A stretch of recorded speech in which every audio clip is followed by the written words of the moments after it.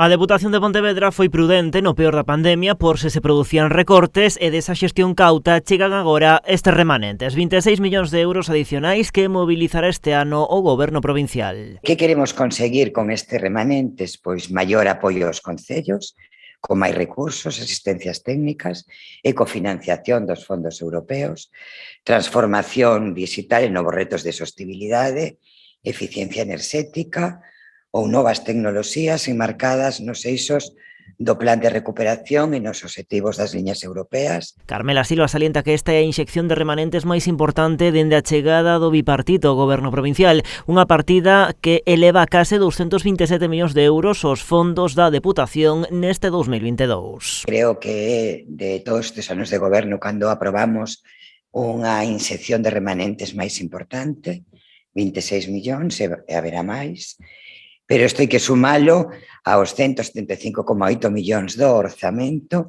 e aos 25 millóns do crédito. Por lo tanto, estamos falando de que estamos a mobilizar 226,8 millóns de euros, non?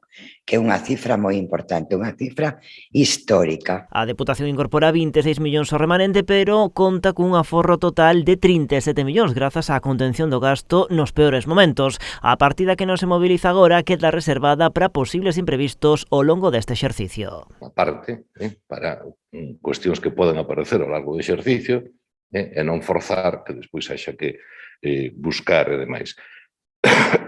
E incluso hai previsións, digamos, a maiores, no sentido de que pois se poñen cartas para fondos europeos, non para cofinanciar aportacións europeas que agardemos que cheguen, pero poden non chegar, pero por se chegan, xa os temos, non? Os 26 millóns de euros en remanentes vanse repartir entre todas as áreas do Goberno, van ir fondos para cultura, lingua, emprego, turismo, deporte, igualdade ou cooperación transfronteiriza, a mellora da xestión de residuos e a compostaxe, fondos para o Museo Provincial ou actuacións na rede de estradas son algúns dos proxectos concretos que o Executivo pon xa sobre a mesa botando man desta partida.